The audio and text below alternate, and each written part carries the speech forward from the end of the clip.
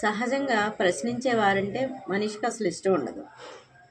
దేవుడు ఏది పెట్టినా నిన్ను ప్రశ్నించడు కాబట్టి నీ ఇష్టం వచ్చింది నువ్వు పెడతావు. అది కాయ అవ్వచ్చు, పండు అవ్వచ్చు, స్వీట్ అవ్వచ్చు, అన్నం అవ్వచ్చు, పరమాన్నం అవ్వచ్చు. అలా నీ ఇష్టం వచ్చినట్టు నువ్వు పెడుతున్నావు, పూజిస్తున్నావు. అదే ఇలా ఇలా పెట్టావేంటి అని తిరిగి నిన్ను ప్రశ్నిస్తే నువ్వు నువ్వు పెట్టలేవు ఇంకా. అంటే స్పందనకి ప్రతిస్పందన లేదు అక్కడ. మనిషి అలా కాదు. నువ్వు స్పందిస్తే ఎదుటివాడు ప్రతిస్పందిస్తాడు. అప్పుడు నీకు కాన్ఫ్లిక్ట్స్, నీకు ప్రాబ్లమ్స్ మనుషులతోనే వస్తున్నాయి. కాబట్టి నువ్వు ఎదుటి మనిషితో పెట్టుకోవు, తిరిగి నువ్వు గొడవ పెట్టుకోవు. చెట్టును కొడితే తిరిగి నిన్ను కొట్టదు కాబట్టి చెట్లు నరుగుతున్నావు. అదే అది స్పందించి నేను తిరిగి కొట్టినాయి అనుకో, ఏ చెట్లను నువ్వు కొట్టలేవు. ఇప్పుడు కుక్కల్ని, పిల్లుల్ని పెంచుకుంటున్నారు చాలామంది కూడా అంతే. వాళ్ళు ఇష్టం వచ్చినట్లుగా మాట్లాడతారు, ప్రేమగా చూసుకుంటూ ఉంటారు, ప్రేమ చూపిస్తారు. వాళ్ళకి ఇష్టమైన ఇవన్నీ మనుషులతో చేయలేరు కాబట్టి జంతువులతో టైంపాస్ చేస్తున్నారు. మీకు ఇష్టమైన టైంలో ఫుడ్ పెడుతున్నారు. అదే నువ్వు 11 గంటలకి 12 గంటలకు పెడితే ఈ టైంలో నువ్వు పెడుతున్నావని ఎదురు తిరిగితే నువ్వు ఆ కుక్కను కూడా పెంచుకోలేవు. అది కుక్క నిన్ను తిరిగి అడిగింది అనుకో, నువ్వు ఇంకా పరేషాన్ అవుతావు.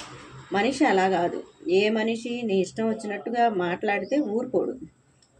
దేవుడు ఫోటో ఒక్కటే మాత్రమే నీకు ప్రతిస్పందన లేదు కాబట్టి నీ ఇష్టం వచ్చినట్టు ఆకులు పువ్వులు పెట్టి పూజ చేసి నీ ఇష్టం వచ్చినట్టు నువ్వు చేయగలుగుతున్నావు.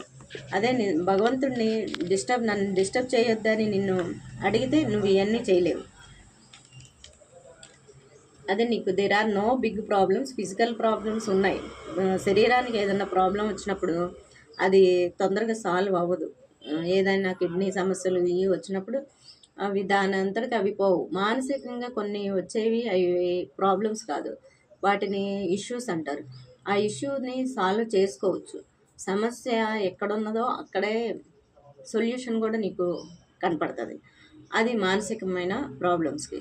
మానసికంగా ప్రశాంతంగా ఉన్నప్పుడు శరీరం కూడా నీకు ప్రశాంతంగా ఉంటుంది. పోలిక పరిచింతన పోయినప్పుడు నీకు ఆటోమేటిక్గా ఆలోచనలు ఆగిపోతాయి. వేరే వాళ్ళ ఆలోచనలు నువ్వు మైండ్లో పెట్టుకున్నావా, 1కి 10 ఆలోచనలు వాళ్ళ గురించే చేస్తూ ఉంటావు. నీ టైం అంతా కూడా వాళ్ళ గురించే నీకు గడిచిపోతూ ఉంటుంది.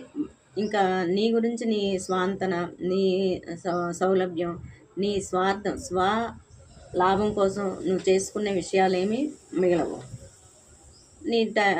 నీ టైం మొత్తం కూడా ఇతరుల గురించి ఆలోచించి ఇతరుల గురించి ప్రశాంతతని పోగొట్టుకుంటున్నావు.